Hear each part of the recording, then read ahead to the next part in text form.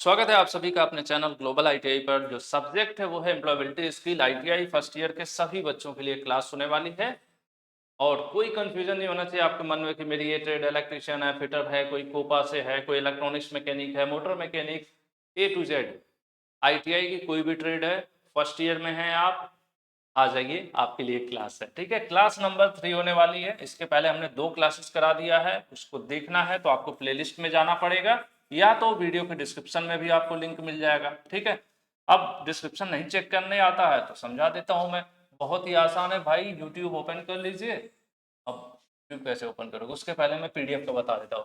सबसे पहले गूगल पर जाइए, ग्लोबल आईटीआई लिखिए, इस तरह से आपको एक वेबसाइट मिलेगी globaliti.org। इसके ऊपर क्लिक करिए, जैसे इसके ऊपर क्लिक करेंगे वेबसाइट ओपन होगी और इसमें आएगा मेन्यू की तरफ आईटीआई कोर्स। आईटीआई कोर्स के ऊपर क्लिक करेंगे आप, कई सारे कोर्स मिलेंगे आपको।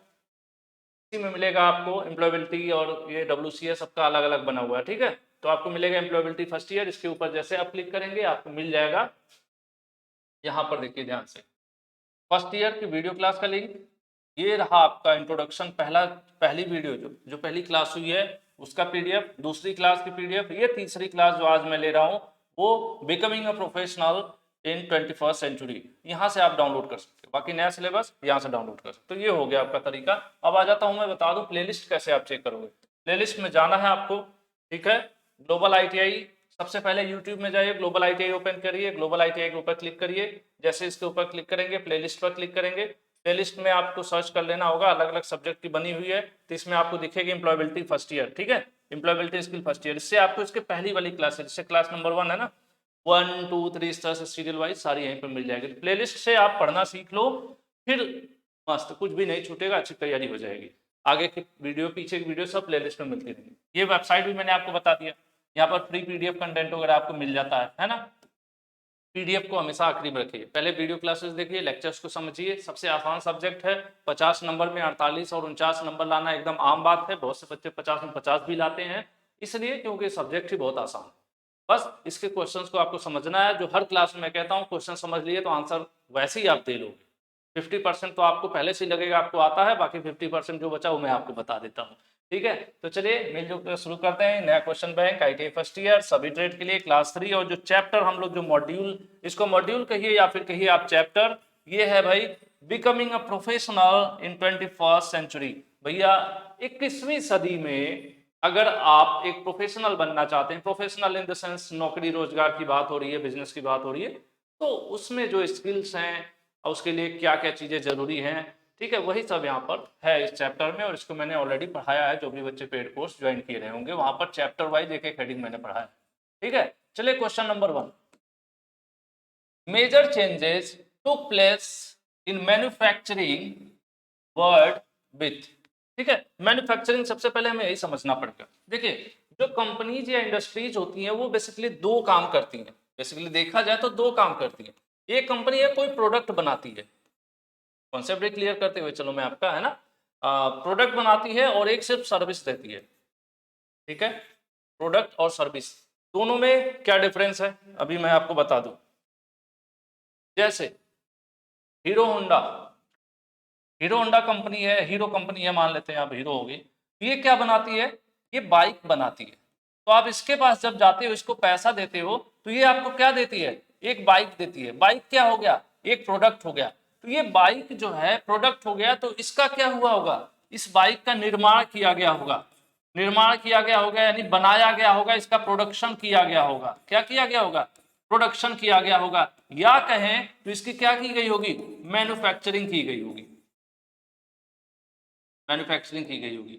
यानी ये जो होंडा कंपनी होगी वो क्या दे रही है हमें, प्रोडक्ट बेस, एक मैन्युफैक्चर कर एक सामान बना रही। जैसे एक साबुन है, कोई चाय बना रहा है, कोई साबुन बना रहा है, कोई तेल बना रहा है, तो एक प्रोडक्ट है जो बनाकर आप तक पहुंचा रहे हैं। और उसके बाद जो प्रोडक्ट बनता है जिस कंपनी में, वो सब कंपनीज क्या करती हैं, उनको मैन्युफैक्चरिंग वाले प्लांट या मैन्युफैक्चरिंग वाली कंपनीज कहते हैं।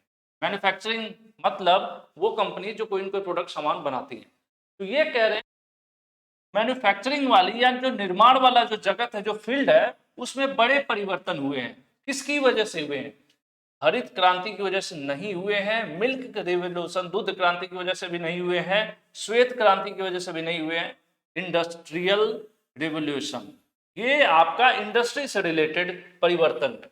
भाई जहां दिन भर में एक दो गाड़ी बनाना मुश्किल हुआ करता था, आजकल इतनी advance technology, technology plus science दोनों एक दूसरे से जुड़े हैं और इंडस्ट्रीज में काफी बड़े बड़े डेवलपमेंट्स हो गए हैं।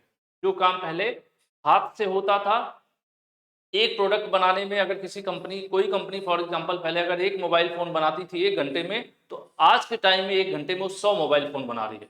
कैसे? टेक्नोलॉजी और साइंस दो चीजों का जो इंक्रीमेंट यानी जो बढ़ोतरी हुई है और वो जो जुड़े हैं इस फील्ड में इंडस्ट्री में आके, तो उसकी वजह से ये चीजें हो रही है। ठीक है, तो ये जो क्रांति है कौन सी क्रांति कहलाएगी? औद्योगिक क्रांति कहलाएगी। क्या मेजर जो बड़े बदलाव हो रहे हैं इस जगत में, बदलाव का कहने क्या मतलब था? बदलाव का कहने का यही मतलब था कि टेक्नोलॉजी अपडेट हो गई, मशीनें आ गई। जैसे अब ये देख लो, यही देख लो आप कि क्या पहले ऐसा संभव था? पहले संभव था कि आप मुझसे 500 किलोमीटर 1000 किलोमीटर दूर बैठे हो और आप मेरे साथ पढ़ाई कर रहे हो? ये कैसे हो पाया है? ये हो पाया है टेक्नोलॉजी और साइंस की वजह से।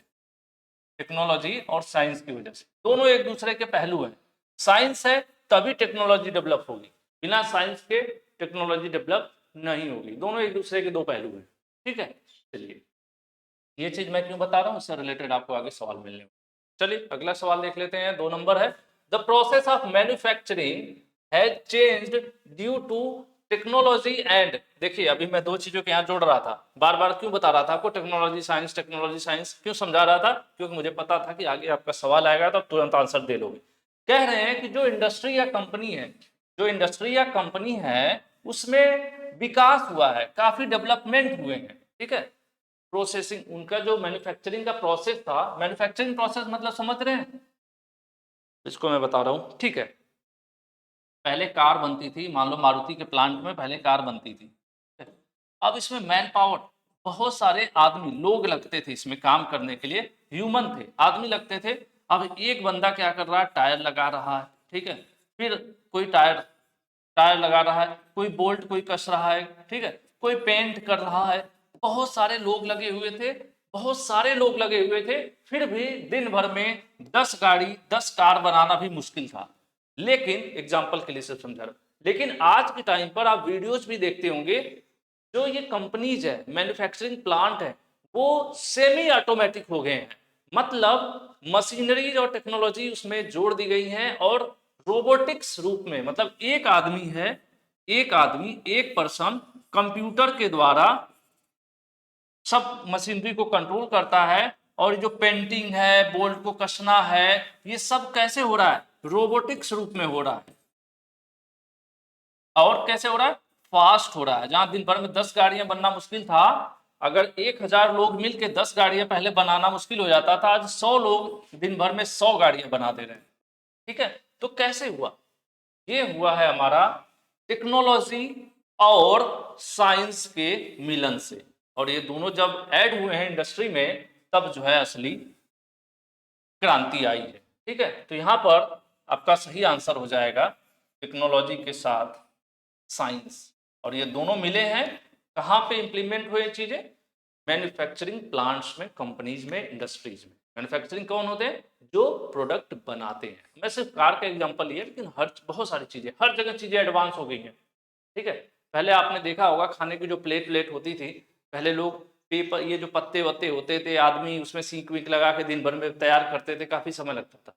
आजकल ऑटोमेटिक मशीन है, एक साइड में पेपर डालो, स्विच ऑन कर दिए, वो अपना पेपर कटिंग कर करके गोल गोल थाली और ये ग्लास और सारी चीजें खटाखट बना दे रहे हैं, है ना? तो वही चीजें कहना चाह रहे हैं। नेक्स्ट है, regular assessment of skills is necessary for growth of.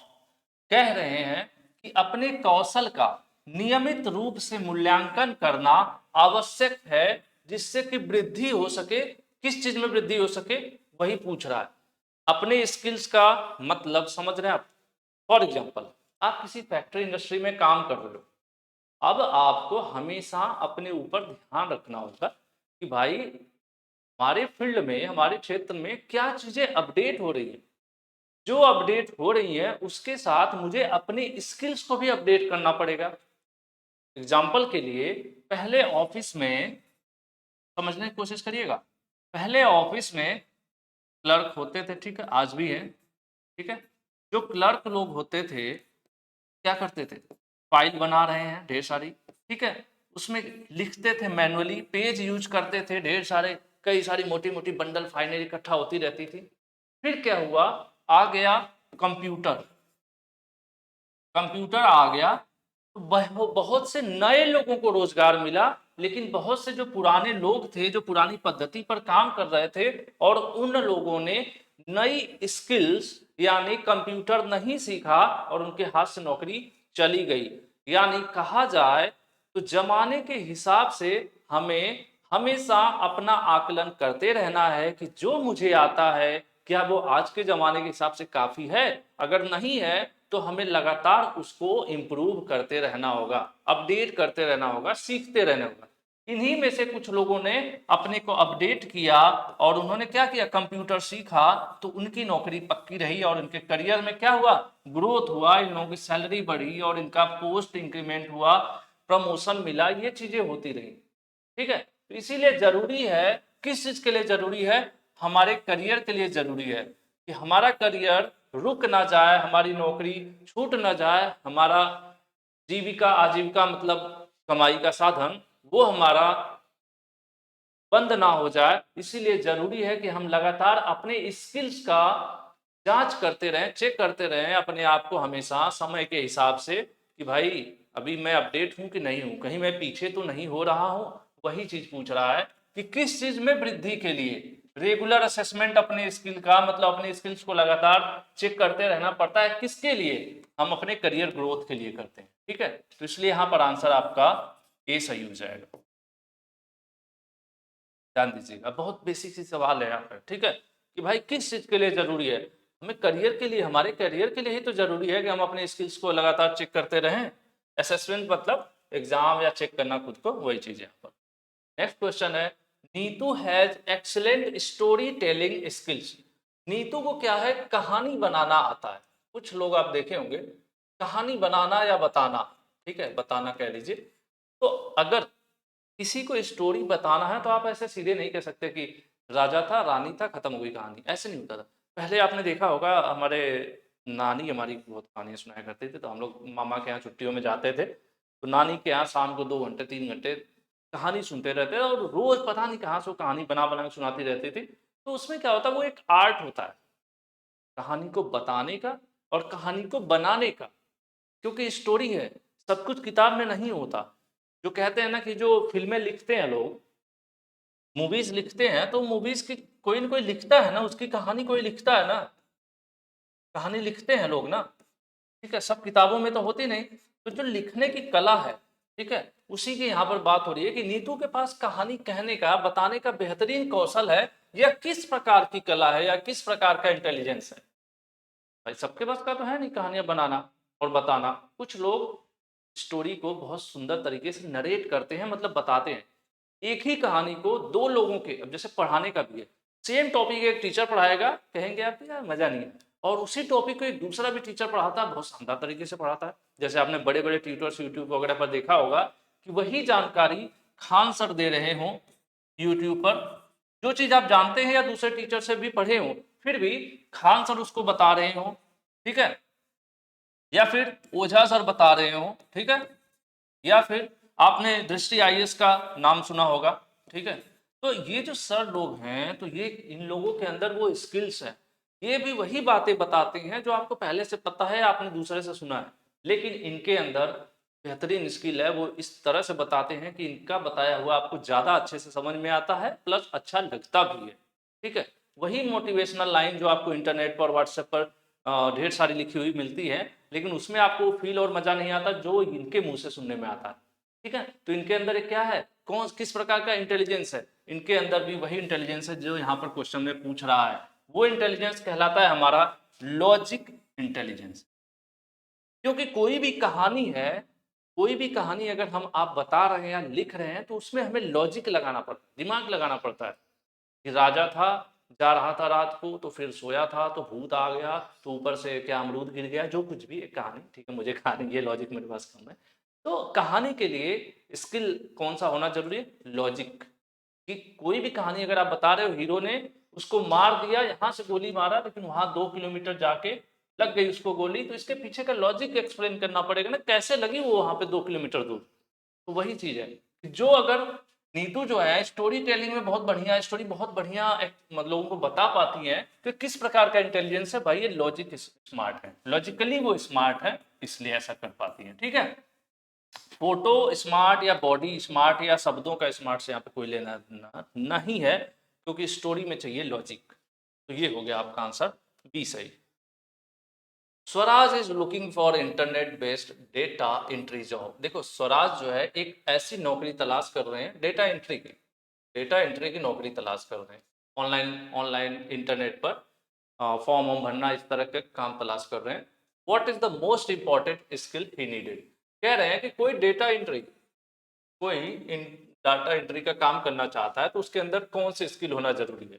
Hindi देख लीजिए, डेटा एंट्री की नौकरी के तलाश में है, उसे किस प्रकार का सबसे महत्वपूर्ण कौशल है जिसकी आवश्यकता होगी? ये तो आपको ही पता होगा। अगर कहीं जॉब निकले, ठीक है, जॉब निकले और उसमें बोला जाए कि भाई हमारे यहाँ ऑनलाइन डेटा एंट्री का काम है, आपको MS वर्ड ऑफिस वगैरह में काम करना है और ऑनलाइन कुछ वेबसाइट्स वगैरह हैं उनके लिए आपको आर्टिकल लिखना है या वहाँ डेटा एंट्री करना है, टाइप वगैरह करना है, तो उसके लिए आपके अंदर कौन सी स्किल्स होना जरूरी है? क्या आपके लिए बिजनेस की स्किल होना जरूरी है, या ब्यूटिशियन का, या फिर लकड़ी काटने का? नहीं, आपके अंदर बेसिक कंप्यूटर स्किल्स होना चाहिए। अगर आप डेटा एंट्री का काम करना चाहते हैं तो इसका मतलब आपके अंदर क्या होना चाहिए? कंप्यूटर्स के स्किल्स होना जरूरी है। ठीक है, आप बिजनेसमैन हैं, अगर आपके अंदर बिजनेस करने का क्षमता है तो डेटा एंट्री की जॉब करने क्यों जाएंगे? बिजनेस करने की क्षमता है तो डेटा एंट्री से कोई लेना देना नहीं है। आप ब्यूटिशियन है तो ब्यूटिशियन है तो भाई इंटरनेट पर थोड़ी डेटा एंट्री कर देंगे, है ना? लकड़ी काटने की कला है आपके अंदर कि आप लकड़ी का सामान अच्छा बना लेते हैं, कारपेंटर हैं आप, लेकिन आप अच्छे कारपेंटर हैं तो इसका मतलब थोड़ी है कि आप कंप्यूटर भी चला लेंगे। डेटा एंट्री के लिए जरूरी क्या है? बेसिक कंप्यूटर के नॉलेज। चलिए, which of following is not a part of one personality?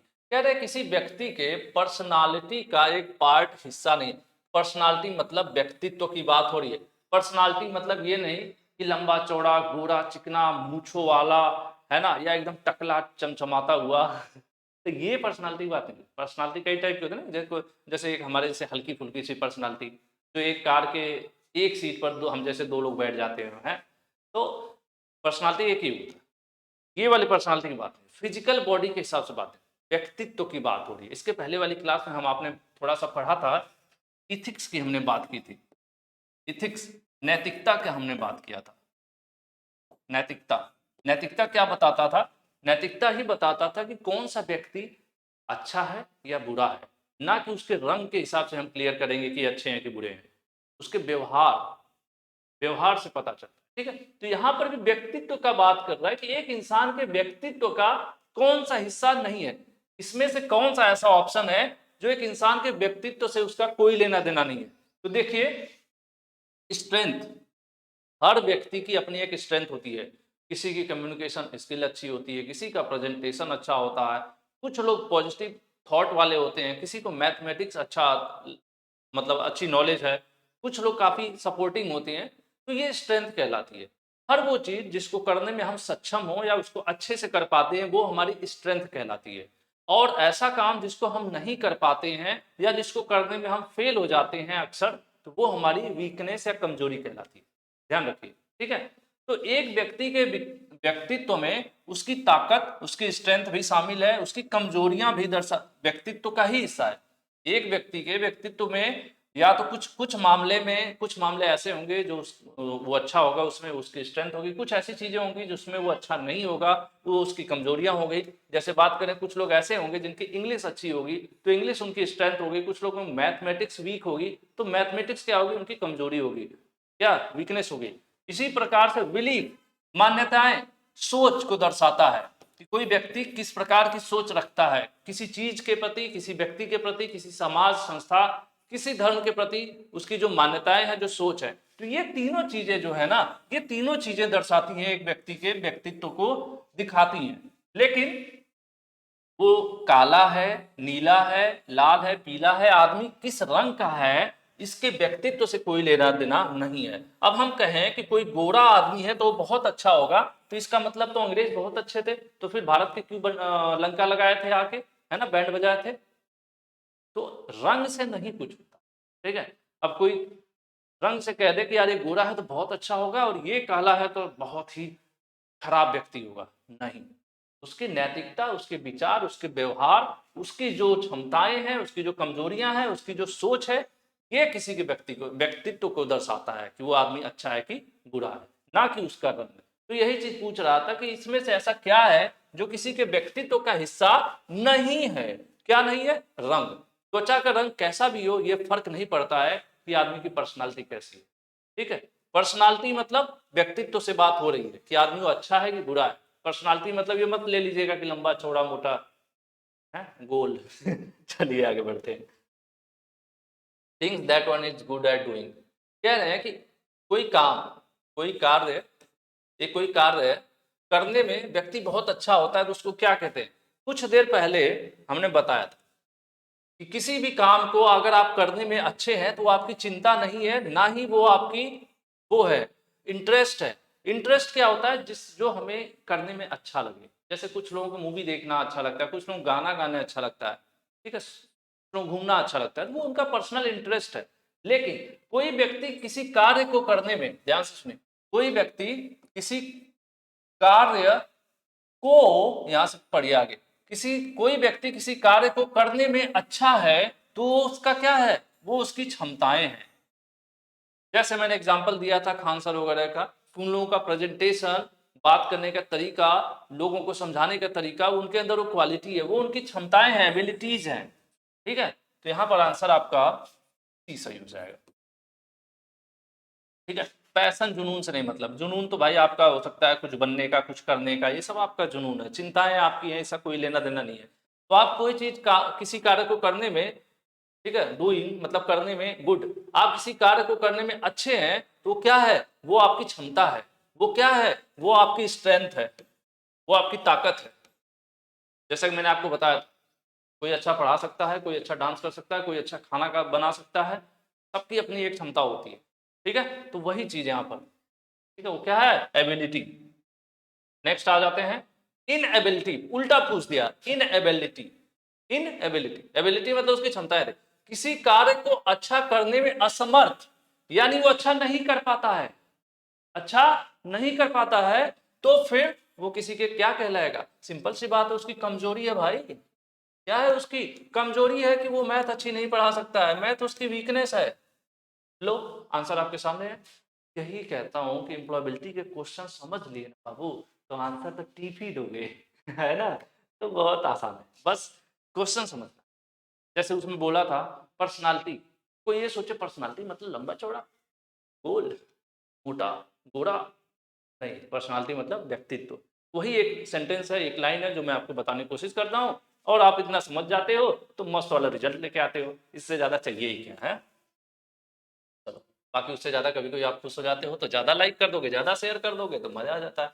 Meena likes to learn music in her free time. देखो भैया, मीना दीदी है, ठीक है, दीदी हो सकती है। मीना है जो म्यूजिक सीखती है, क्या करती है? Learn music. मैं इसको तोड़ देता हूँ, हिंदी में नीचे लिखा है, लेकिन फिर भी मैं सोचता हूँ कि मेरे तरह टूटी फूटी अंग्रेजी पढ़ना आप भी जान जाओगे, जो थोड़ा बहुत मैं जानता हूँ, तो इसीलिए मैं थोड़ा सा ऐसे गोला कर देता हूँ। मीना लर्न म्यूजिक मतलब म्यूजिक सीखना पसंद है, ठीक है। कब? जब उनका फ्री टाइम होता है, यानी वो नौकरी वोकरी करती होंगी या पढ़ाई करती होंगी, लेकिन फ्री टाइम में उनको म्यूजिक सीखना पसंद है।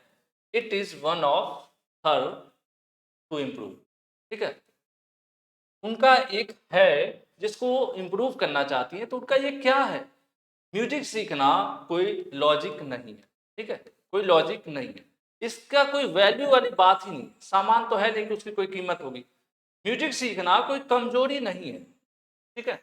म्यूजिक सीखना क्या है? मीना का इंटरेस्ट है, मीना का इंटरेस्ट है म्यूजिक सीखने का, इसीलिए वो खाली टाइम में क्या करती हैं? म्यूजिक सीखती हैं, या जिससे अपना इंटरेस्ट उसको इम्प्रूव कर सके। खाली समय में संगीत सीखना पसंद है, यह सुधार करने के लिए वह उनमें से एक है। क्या है? इंटरेस्ट है। ठीक है, सुधार करने के लिए क्या करते हैं, पूरा सही से लिखा नहीं है यहाँ पर, खाली समय में संगीत सीखना पसंद है। किसको सुधार करने का, संगीत को ही, मतलब भाई पूरी तरह से संगीत तो आता नहीं होगा, म्यूजिक तो वो म्यूजिक सीख रही है, तो ऐसा है, ऐसा क्यों कर रही है, नौकरी के साथ साथ खाली टाइम में म्यूजिक सीखती रहती हैं, क्योंकि म्यूजिक में उनका इंटरेस्ट, सिंपल सी बात। ठीक है, चलिए नेक्स्ट। देखिए कमजोरियां वाला पे कंफ्यूज मत होना, वीकनेस जो होता है, अगर आप किसी कार्य को नहीं कर पाते हैं, ठीक है, किसी कार्य को नहीं कर पाते हैं तो वो आपका वीकनेस होता है, नहीं कर पाते। यहाँ पर ऐसा नहीं है, यहाँ पर बात हो रही है कि सीख रही है, खाली टाइम में म्यूजिक सीख रही है, क्यों सीख रही है, क्योंकि उनका शौक है, उसमें इंटरेस्ट है। ठीक है, तो ये चीज ध्यान रखिएगा। नेक्स्ट आ जाते हैं बीजू। बीजू इज, यार बढ़िया बढ़िया नाम रहता तो मजा आता, बीजू पता नहीं क्या है। Biju is not good at MS Excel. देखो भैया, एमएस एक्सेल माइक्रोसॉफ्ट ऑफिस का एक हिस्सा है, जैसे MS Word, Excel, PowerPoint, तीन सबसे पॉपुलर हैं उसके अंदर। तो एमएस एक्सेल में वो अच्छे नहीं है, नॉट गुड, मतलब एमएस एक्सेल उनको नहीं आता है सही, सिंपल सी बात। विथ हिज हार्ड वर्क, लेकिन भाई बड़ी कड़ी मेहनत के साथ, ही लर्न, सीख लिया, to overcome weaknesses and turn them into, देखो भाई देखो, ध्यान सुनिएगा,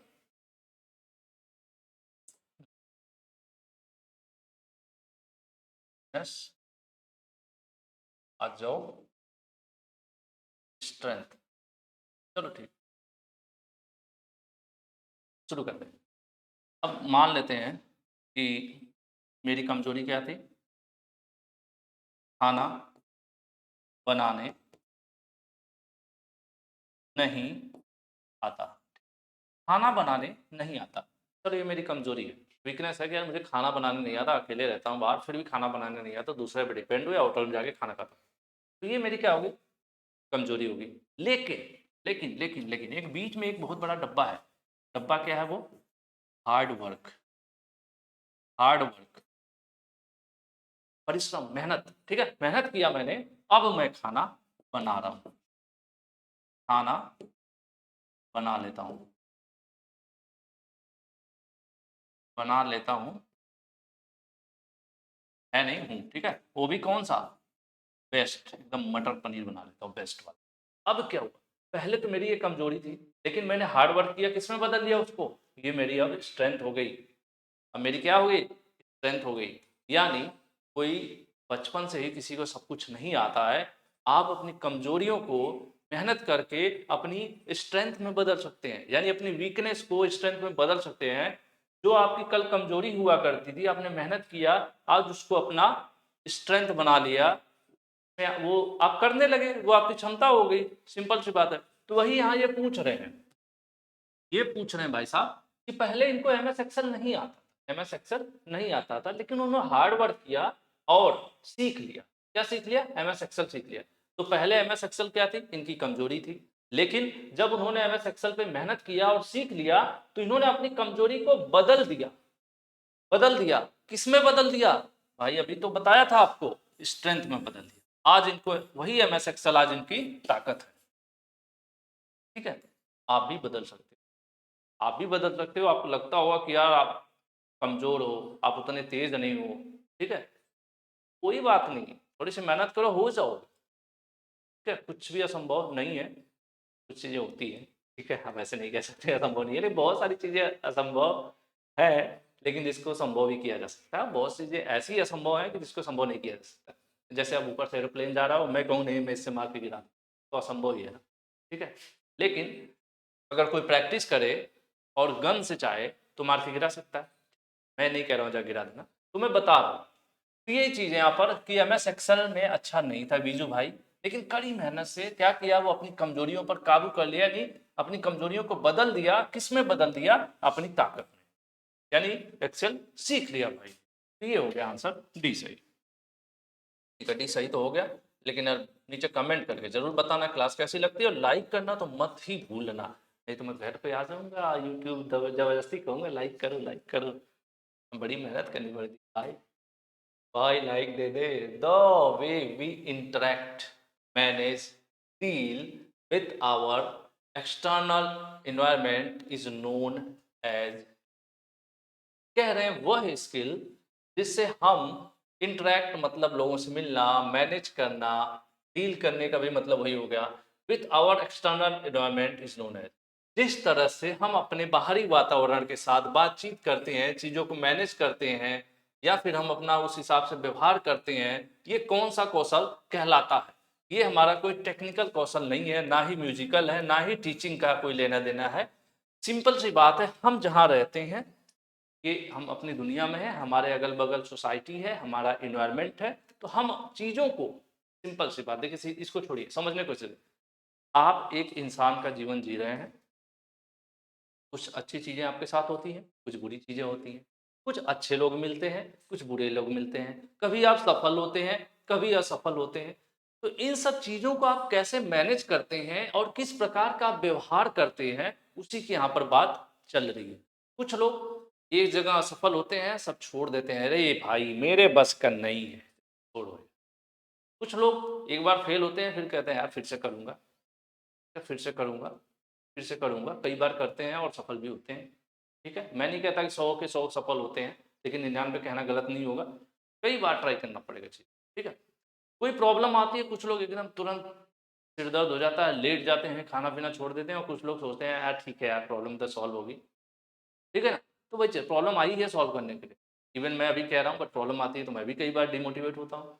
लेकिन फिर रुकना नहीं है भाई, उठना है, फिर मेहनत करना है, स्ट्रगल है, लाइफ है। तो वही चीज़ है, यहाँ पर पूछ रहा है कि जब भी हम अपने बाहरी वातावरण या ज जिसकी मैं अभी एग्ज़ाम्पल दिया हूँ, तो ये जो कुछ है, ये कौन-सा कौशल कहलाता है? ये हमारा बिहेवियरल स्किल कहलाती है। बिहेवियरल स्किल कहलाता है, ठीक है? यहाँ पर आंसर आपका ए सही हो जाए। किसी भी चीज़ को हम किस प्रकार से डील कर रहे हैं, प्रॉब्लम्स को कैसे डील कर रहे हैं। कभी आप कोई बिज़नेस कर रहे हो तो कुछ अच्छे कस्टमर हैं, बुरे कस्टमर भी हैं, उनके साथ आप कैसे डील कर रहे हो, है ना? तो वही चीज़ है। तो ये सब क्या कहला किसके अंतर्गत आएगा? ये सब बिहेवियरल स्किल के अंतर्गत आएगा, ठीक है? व्यावहारिक कौशल। नेक्स्ट 12 है, इज़ वन ऑफ, देखिए ये जो मैं चैप्टर अभी करा रहा हूँ, इस चैप्टर की 2 क्लासेस होंगी, एक ये और इसके बाद एक और, ठीक है? कोई-कोई जो थोड़ा लंबे चैप्टर हैं उनमें मैं क्लासेस थोड़ा ज़्यादा होंगी, 2 होंगी, बाकी जो छोटे होंगे एक क्लास में।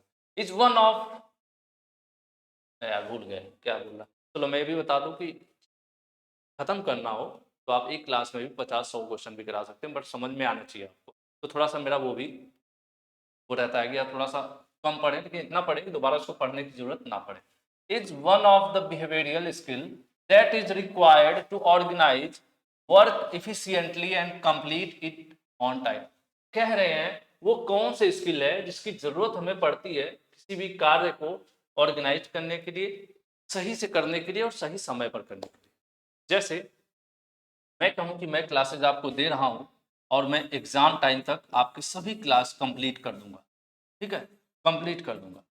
कहना तो आसान होता है, बट करने के लिए आपको पूरा मैनेज करना पड़ेगा, है ना? आपके अंदर वो स्किल्स, वो क्षमताएँ होनी चाहिए कि आप इतना प्लान कर सको, कितना सिलेबस है, कितनी क्लासेस होने वाली हैं और कब तक आप करा दोगे, ठीक है? तो वही चीज़ ये कह रहा है कि जो भी ऐसा कौशल, वो कौन-सा कौशल है, जो कार्य को कुशलतापूर्वक, सही तरीके से, व्यवस्थित रूप से और समय पर पूरा करने के लिए आपको सक्षम बनाता है, वो कौन-सा कौशल है, ठीक है? वो कौन-सा कौशल है भाई? वो है हमारा टाइम मैनेजमेंट, ठीक है? एक तरीका होता है कि बस हमें खत्म ही कर देना है, खत्म करने के लिए 5 दिन लगातार लगेगा, 6 दिन, 7 दिन लगातार टेढ़ा-मेढ़ा पढ़ा के खत्म कर देगा। लेकिन सही तरीके से पढ़ाना है और सही समय पर भी पढ़ा। ऐसा भी नहीं है कि मैं आपको पढ़ाते-पढ़ाते 50% ही पढ़ाया तब तक एग्ज़ाम निकल गया। क्या मतलब हुआ इस पढ़ाई का?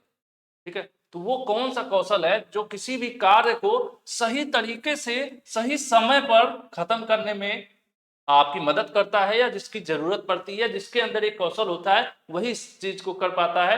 तो कौन-सा कौशल होता है? Time management. जिसके अंदर टाइम मैनेजमेंट स्किल होगी, वो अपना पूरा प्लान करके रिलैक्स पड़ा रहेगा। जैसे मैं आपसे कहता हूँ कि जितना पढ़ा रहा हूँ, उतना पढ़ते चलो, मैं सब टाइम से कर दूँगा आपका खत्म, ठीक है? तो वही चीज़ होती है।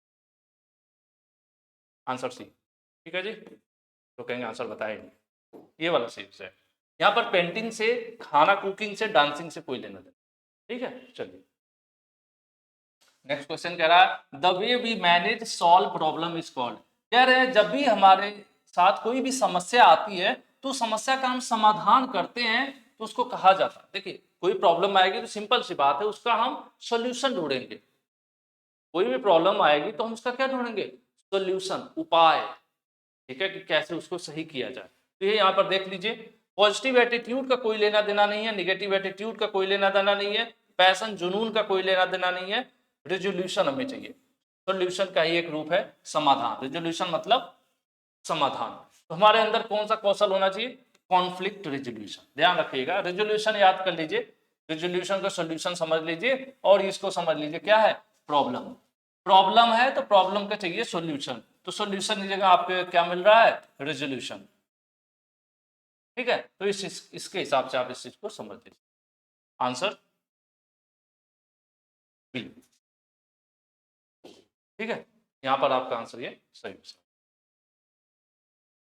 नेक्स्ट क्वेश्चन आपके सामने, Rihanna faced a problem with her project. She is dealing with a problem with the right attitude. This is an example of, ठीक है, कोई रिहाना है, उनको अपने प्रोजेक्ट में प्रॉब्लम आ रही है, रिहाना को अपने प्रोजेक्ट में दिक्कत का सामना करना पड़ रहा है, और सही रवैये के साथ, सही व्यवहार के साथ समस्या से निपट रही है। तो एक कौन सा उदाहरण है? देखिए, प्रॉब्लम तो सबकी लाइफ में आती है, आप कोई भी काम कर रहे हो, ए टू जेड प्रॉब्लम्स आती हैं। जैसे हमारे साथ कभी आती, कभी चैनल हैक हो गया, कभी ग्लोबल आईटी मोबाइल ऐप पर गूगल की प्रॉब्लम हो गई, कुछ कुछ होता ही रहता है। कभी कभी कॉलेज में कोई प्रॉब्लम आ गई, ठीक है, कभी कोई बच्चों का डेटा गड़बड़ हो गया, कहीं स्कॉलरशिप से रिलेटेड, मतलब प्रॉब्लम ढेर सारी आती रहती है। बट यहाँ पर यही पूछ रहा कि प्रॉब्लम के साथ उनको सॉल्व करते हुए अपने प्रोजेक्ट को रन कराना, ठीक है, तो ये क्या कहलाएगा? जैसे रेहाना भी है, इनका भी कोई अपना प्रोजेक्ट है, उसमें दिक्कत आ रही है, सामना कर रहे हैं, ठीक है, लेकिन सही तरीके से कर रहे हैं और समस्या से निपट भी रही है। ऐसा नहीं है कि बस बंद कर दिया, टेंशन है तो हम बंद कर दें, समस्या आ गई काम छोड़ दिए, नहीं। तो ये किस चीज का उदाहरण है कि आपके साथ प्रॉब्लम है, फिर भी आप उसको सही करते हुए उसको सही से उस काम को करते जा रहे हैं। प्रॉब्लम फेस कर रहे हैं, उसका समस्या का निदान निकाल रहे हैं, उसका सोल्यूशन निकाल रहे हैं और आगे बढ़ते जा रहे हैं सही तरीके से। तो कौन सा कौशल कहलाएगा? क्या वो निगेटिव कौशल है, टेक्निकल कौशल है, या फिर वैज्ञानिक कौशल है? नहीं, वो आपका पॉजिटिव एटीट्यूड है, वो आपका पॉजिटिव रवैया, आपकी सोच जो है, आपका जो रवैया है या सोच है वो पॉजिटिव है। इसी वजह से आप घबरा नहीं रहे हैं और लगातार उस सोच के साथ आगे बढ़ रहे हैं। ठीक है, ध्यान से देखिए, यहाँ पर तकनीकी कौशल का कोई लेना देना नहीं है, क्योंकि हर प्रोजेक्ट में टेक्निकल का ही जरूरत नहीं होता है ना। उसके अलावा साइंटिफिक का भी, टेक्निकल और साइंटिफिक का कोई लेना देना नहीं है। निगेटिव अगर आपका रवैया रहेगा, हर जगह आप सोचोगे निगेटिव, मतलब ये, अरे यार प्रॉब्लम है, छोड़ो ये नहीं करते, अरे यार ये इसमें प्रॉब्लम है, अरे छोड़ो इसको नहीं करते, नहीं भाई, प्रॉब्लम्स तो हर जगह है, आपके हर दिन में, आपके जीवन में ही प्रॉब्लम है। बिना प्रॉब्लम किसी का जीवन नहीं होता है ना। जैसे अगर बिना प्रॉब्लम का जीवन हो तो सीधा हो गया, तो ऐसा किसी का जीवन नहीं, सबके जीवन ऐसे ही ऊपर नीचे है। जैसे हमारी धड़कन ऐसे चलती है ना, टिक टिक टिक टिक, उस तरह से ही हमारी लाइफ भी है। तो वही चीज़ है, हमेशा अगर आप अपने प्रॉब्लम्स के साथ लड़ते हुए, उनको सही करते हुए, अपना जो भी प्रोजेक्ट है उसको लेकर लगातार चल रहे हैं, उसको करते जा रहे हैं, तो वो आपका पॉजिटिव एटीट्यूड कहलाता है। ठीक है, वो आपका रवैया है, ठीक है, वो पॉजिटिव है। चलिए नेक्स्ट क्वेश्चन, अल्पन या अल्पान जो भी है, does yoga in the morning. मैं योगा करने का सोचा कई बार, एक दिन, दो बार, चार बार, जब भी जब जब प्लान किया, 2 दिन से ज्यादा नहीं कर पाया ठीक है, तो ये बुरी बात है, आप करो। Alapan does yoga in the morning, भाई अल्पन भाई है जो सुबह सुबह योगा करता है। He follows YouTube classes to motivate himself. अब योगा करता है लेकिन खुद को मोटिवेट करने के लिए यूट्यूब पर क्लासेस भी देखता है। होता क्या है, जैसे अगर आप किसी चीज, आपको कोई मोटिवेशन नहीं मिलेगा लाइफ में ना, तो आप कर नहीं पाओ। जबकि मैंने एक स्लोगन है, मैं अक्सर अपने मोबाइल ऐप पे भेजता रहता हूँ बच्चों को, मुझे अच्छा लगता है तो बस भेज लेता हूँ। मैंने एक स्लोगन पढ़ा था कि जब भी जिंदगी में, लाइफ में या पढ़ाई के दौरान आपको लगे कि आपके अंदर मोटिवेशन की कमी है, तो आप यूट्यूब पर मोटिवेशन मत ढूंढिए, अपने माँ बाप के चेहरे को देखिए और उनकी उम्मीद को देखिए जो उन्होंने आपके ऊपर बनाया होगा कि मेरा बेटा या मेरी बेटी ये वाला काम करने वाली है। ठीक है, तो बस वही काफ़ी है, सबसे बड़ा मोटिवेशन वही है कि अगर अपने माँ बाप के सपने को देखिए, उनके चेहरे को देखिए, उसके बाद आपको किसी यूट्यूब या कहीं गूगल पे मोटिवेशन ढूंढने की जरूरत नहीं पड़ेगी। तो सिंपल सी बात है, फिलहाल यहाँ पर हम देख रहे हैं कि अल्पन भाई हैं योगा, अच्छा भाई नहीं है बहन है, योगा करती हैं, खुद को प्रेरित करने के लिए यूट्यूब पर क्लासेस फॉलो करते हैं। तो ये किस प्रकार का उदाहरण है? तो ये कोई टाइम मैनेजमेंट नहीं है, ना ही ये कोई डिसीजन बनाना है कि भाई ये क्या कर रहे हैं हम कैसे, ना ही यहाँ कोई प्रॉब्लम सॉल्व हो रही है। वो क्या कर रहे हैं? खुद को मोटिवेट, सेल्फ मोटिवेशन। अगर आप मेरी किसी एक बात से मोटिवेट हो जाओ और दूसरों की अपेक्षा ज़्यादा अच्छे से पढ़ाई करना शुरू कर दो, तो क्या होगा? ये सेल्फ मोटिवेशन ही है आपका, कि आप किसी चीज़ को देखकर खुद मोटिवेट हो जाओ। तो ये क्या कर रहे हैं? यूट्यूब पर वीडियोस देखते हैं और खुद मोटिवेट होते हैं। ये सेल्फ मोटिवेशन, ठीक है? ये आपका किसके अंतर्गत आएगा? ये सेल्फ मोटिवेशन के अंतर्गत आएगा, ठीक है? यहाँ पर क्वेश्चन में भी सेम चीज लिखा था कि सुबह उठती हैं, खुद को प्रेरित करने के लिए यूट्यूब वीडियोस देखती हैं। तो किसके अंतर्गत आएगा? खुद को, यानी स्वयं, स्व प्रेरित, सेल्फ मोटिवेशन। 16 नंबर इसका क्वेश्चन जो हम लोग 16 से आगे का नेक्स्ट क्लास में करेंगे, यानी ये जो चैप्टर है इसकी 2 क्लासेस होने वाली, अगली क्लास में इसके आगे क्वेश्चन जो है वो मैं खत्म कर दूंगा। तो आज के लिए इतना ही मेरा काम था, लेकिन आपका काम है वीडियो के नीचे आपका अपना प्यारा फीडबैक, क्लासेस कैसी लगी, कोई कमी है वो बताइए, जो अच्छा है आप वो बताइए, लाइक कीजिए और ज़्यादा पसंद आती है तो शेयर भी कर दीजिए, और अभी तक चैनल सब्सक्राइब नहीं किए हैं कर दीजिए। Thank you.